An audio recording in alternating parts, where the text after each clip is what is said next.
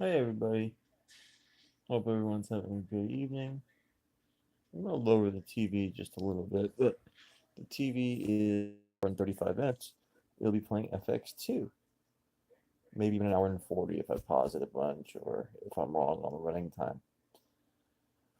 The point of this video is not necessarily accuracy, it's just to express my enthusiasm and passion for the FX movie franchise. And no, I'm not talking about the cable channel or anything else. I'm talking about the FX movies. One was made in 1987 and was a box office hit. Um, and the next one was made in March of 1991. And the first one was like, oh, everyone was over the top, saying how much they really liked it, critically at least. But I'm pausing because I'm trying to remember the director's name. But obviously, this is a film franchise that stars Brian Brown and Brian Dennehy. Never realized they both were both Brian, but obviously two pretty major actors of the 80s and 90s. Um, and partly because of these movies. Now, I don't know how, I don't know the facts on this necessarily, but I think this has got to be at least FX1, but also FX2, perhaps a record for the amount of times that this movie has been on cable. So this video is basically just a reminiscence about growing up and seeing FX and FX2 on TV hundreds of times. Not really even knowing what it is, but seeing it, as an option, seeing it itself and all this. So I may as well go back to the credits and get the director's name um, for what it's worth. Because and he went on to make some other things too. I'll put it down in the comments. Um, and also who the director of part 2 is. But yeah, like I say, I mean, this is Orion Pictures. I believe Orion Pictures made the second one as well. And in its heyday, it was Dode Fayed. That guy was in the limo with Princess Diana, where he was killed. If I'm not mistaken, it was Dodi Al Fayed.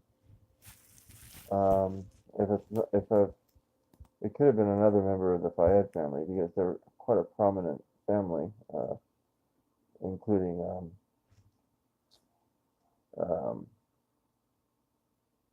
the owner of Fulham soccer team. So FX logo I like. It kind of has a Terminator 2 look to it. A Robert Mandel production. Well, that was much because I know. So I'm back. Robert Mandel made School Ties, and let me jump back real quick. So yeah, Robert Mandel made School Ties, which was box office kind of sleeper hit, but not a huge hit. So, but it was critically acclaimed. And he also made a Touch and Go, which is really untalked about. And sorry for the technical difficulties. I just go and jump back between the screens so I know. Oh boy, I really have a lot of information. Richard Franklin does FX2.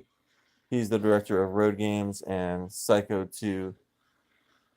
Robert Mandel is the director of FX1. He directed Independence Day, which is a 1983 movie. I'm not referring to the 1990s movie.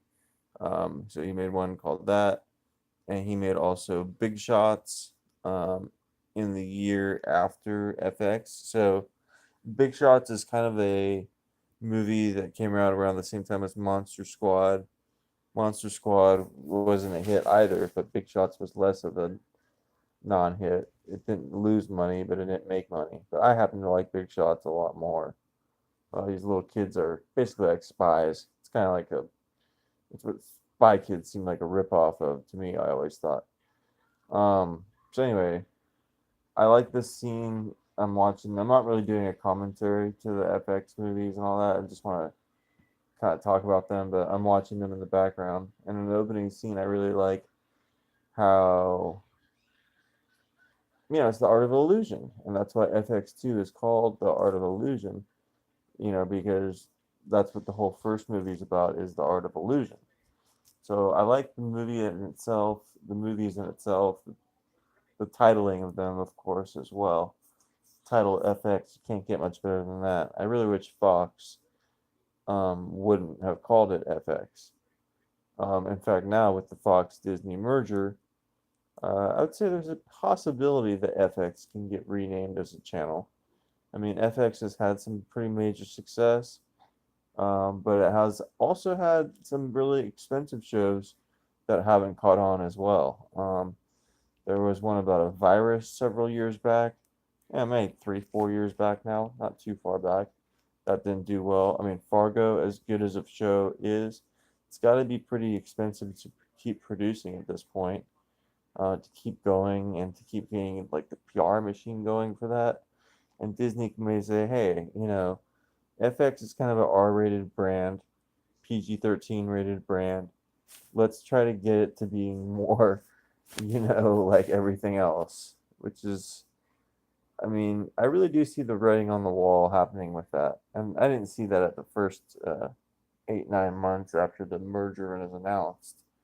I remember being in my office in December of 2017, right there on Hollywood Boulevard, right between Hollywood and Sunset, basically, and thinking, hey, what are the exact ramifications? I made a pretty big chart at that point, but I didn't really enter into my thought about what exactly is going to happen with Fox 2000, what's going to happen with FX, FXX. I could almost guarantee you that FXX is going to get renamed because what really is FXX? And FX2, does that still exist, or is that FXX? I'm not too sure about that. But I would say that FX2, if it exists, is going to get renamed. But that's neither here nor there. That's a side conversation to the main topic here, which is the FX movie franchise.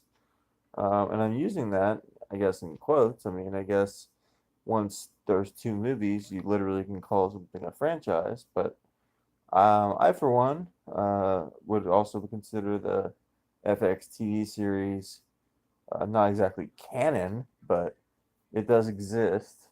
I've probably seen 15 or 20 episodes in my life, probably before I'd seen this movie straight through, to be honest.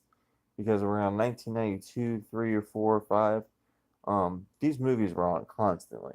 I mean, it was the advent of HBO and Cinemax being in everyone's household. There was more HBOs and Cinemaxes expanding right around 92 or 93. I think HBO 2 and 3 and specialty programming started. Um, I do like having those cables and be able to toggle through all those channels and record stuff on a DVR. But then it would frustrate me when I would loot stuff on the DVR. So it is what it is. I ended up getting some nice collection of movies so I could just potch them on at any time, which is exactly what I'm doing right now. I guess I've been conditioned to watch FX and FX2, and I can basically watch them on a loop. I mean, the Bryan brothers, Brian Dennehy and Brian Brown at their best. Now, Brian Brown, pretty prominent actor of the late 80s. He's in early 90s. Cocktail, which obviously starred Tom Cruise. But, I mean, in a parallel dimension of some kind, I could see Brian Brown being nominated for Best Supporting Actor for Cocktail. But because the movie the critics were basically being instructed to bash Tom Cruise at that point of his career and bash everything he was in and not even give the movie a chance because they called it just basically a music video, which in some ways it is. Um, in some ways it's horribly not. It's not horribly not. It's greatly not. It's a really a good dramatic performance, at least by Brian Brown, which goes over uh, completely overlooked. Um, so yeah, I really do enjoy all the little stunts and gags and FX and FX2. And when I actually do a commentary for it, we'll, you know, discuss how they accomplished some of this stuff more. I mean, obviously, I'll jump ahead and say there's a part where they try to stage a shooting at, what did they try to stage a shooting at? What's that called? Let me turn this thing off. It's going to be pretty dark in here now. I'm sorry. Not that it was light in here before, a minute ago, but I just adjusted something. They staged a shooting where this, mafioso guy played by Cherry Orbach, which, I guess it's not the most believable casting, but something about the way that he plays the character, um, that's, perfect casting, I would say. Um, so yeah, where they stage his death, and that's always a really cool scene because it worked out quite well. And there's like some trick photography and trick stuff going on in almost every shot and action set piece in this movie. I find that to be a really unique quality in this movie. It's something that I really much enjoy. Um, so yeah, I mean, I look forward to watching the FX TV series all the way through. I think Diane Venora's performance, obviously, she's in this scene where they fake shoot her in that nightclub scene at the beginning, but then her death in FX1, not really a spoiler. I'm sure there's a trailer where that would be revealed somewhere, but since I don't have a DVD with a lot of features, if someone out there sees the video, let me know what is the best FX and FX2 to get on home media, because I literally love the movies and would love to know more about them. And I'd hope that there would be at least some special features. Would love to see some Brian Dennehy and Brian Brown interviews or commentary, etc. And Rachel Ticotin. Uh, uh, Rachel Ticotin, she did really good in part two as the love interest for Brian Dennehy, or for Brian Brown. And I really like Brian Dennehy's love interest, but it is kind of sad how every love interest of the main Brian's, every Brian love interest that they have, ends up getting either killed or hunted. Like the Puerto Rican lady that's in love with Brian Dennehy, she she dies because in the second one of some stuff goes on, and all this stuff. I mean, hopefully just see the movies and don't really focus too much on uh, any of the specifics. Just let it kind of wash over you and enjoy the movies for what they are. They're really fun, entertaining action thrillers, and that's exactly the description. They're kind of detective, or conspiracy thrillers, I would say as well. Definitely Parallax View or other type stuff would be an inspiration of these movies, but they're far more action oriented and physical than something like Parallax View. Even though that has some really physical scenes as well, that's also a lot more mental. Um, because I don't know. There's a lot of uh, problems I feel with either sci-fi thrillers or action thrillers these days. That they're too brooding. They're too this. They're too that. I really liked I mean, though it was campy, or not campy, though it came off campy, came off a little weird in some parts. It wasn't attempting to be so. I really think that Triple Nine is one of the more underrated movies from the last couple of years because its goal was basically to tell a story and to entertain with violence and thrills and things like that. Where these other movies, they seem to like want to bore you into submitting to their pace, and then once you're at their pace, they play the mystery box game.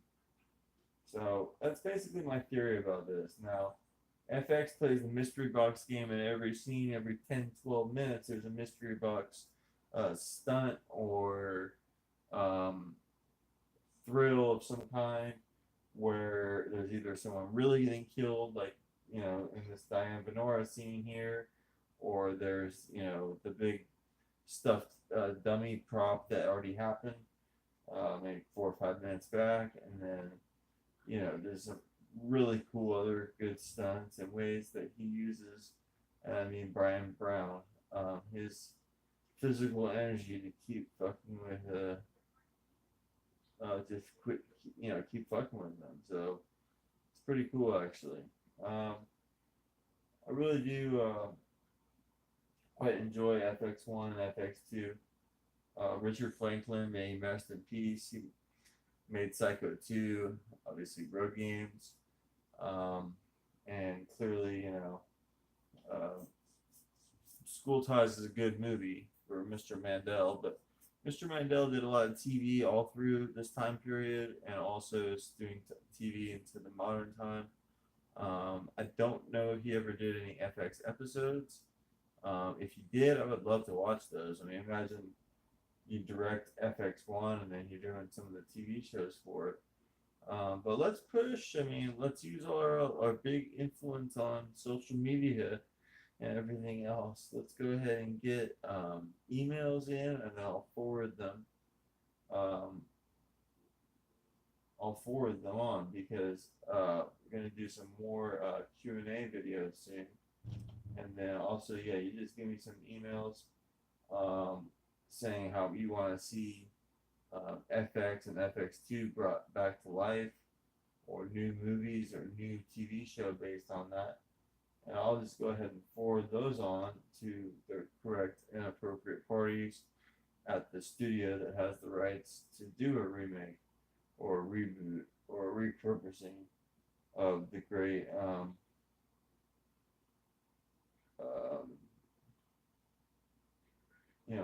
the whole thing, repurposing it all. That would be just tremendous.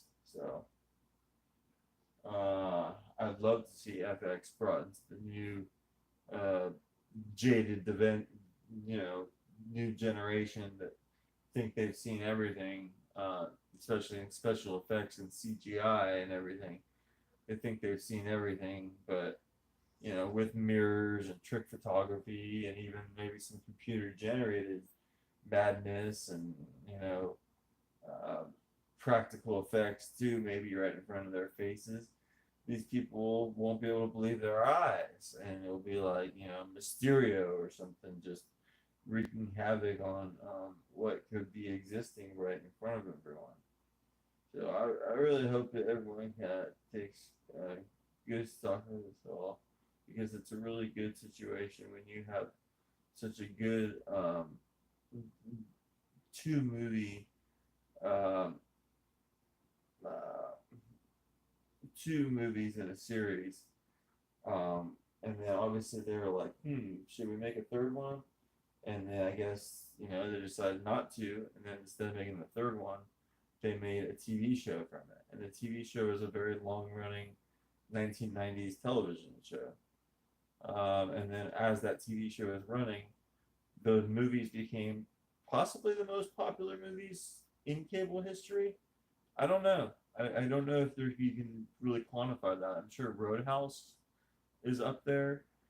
But I just know anecdotally, me growing up, FX, I mean, that van right there, the FX van that's in FX1, is in almost every movie I've ever seen, or, almost every memory I've ever seen on every TV. I remember watching that specific shot. So anyway, this driver here, Martha Gaiman, she's got a lot of experience in these kind of madcap roles. Um, but she also has experience in getting her head and body chopped apart by Matt Dillon's character in A Kiss Before Dying. But another madcap role that she was in, of course, was the um, you know Legend of Billie Jean, starring Helen Slater and Christian Slater and Yeardley Smith and herself, Dean Stockwell, Peter Coyote, and some other people as well. I really do hope and pray that Martha Gaming can be interviewed on the Barbecue Network in future videos. She does some pretty unique performances in the work that she's given to do. And because he is into all the um, stories and making of the movie and all of that. Because it's a pretty tremendous TV show, actually, and movie series. In fact, I look forward to rewatching some of the TV show episodes. So, all right, gonna have to sign it off now. FX1 and FX2, two very underrated action thrillers, and I'm really impressed by watching them always. Highly recommend them. And are they the greatest movies in the world? No, but they tell a unique and original story based on a world that's fascinating to explore, the special effects and stunt world, and firsthand experience showing various things. Now, having worked in the stunt driving business as a stunt driver, I have to say it's a pretty realistic depiction of that all. So that's another reason why you should check out FX1 and FX2. And they are really, really good, underrated action thrillers. One released in 1986 and one released in 1991. And of course, the director, Robert Mandel, he would make in 1986 that movie called Touch and Go, which is a hockey movie with Michael Keaton, basically, where, I mean, it's not really about hockey, but he plays a hockey player in it. And then another one, of course, is Big Shots that he made. And he made School Ties, which is a good movie. And just like Brandon Fraser, I stand up for myself. Just like Brian Brown, I stand up for myself. We're strong, resolute men that plot out forward into this great world positively, and we love movies.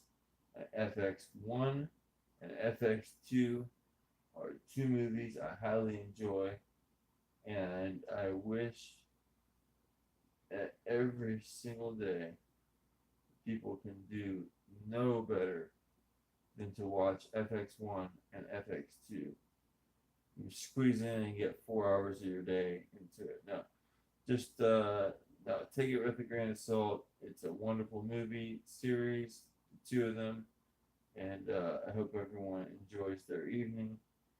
And bye for now.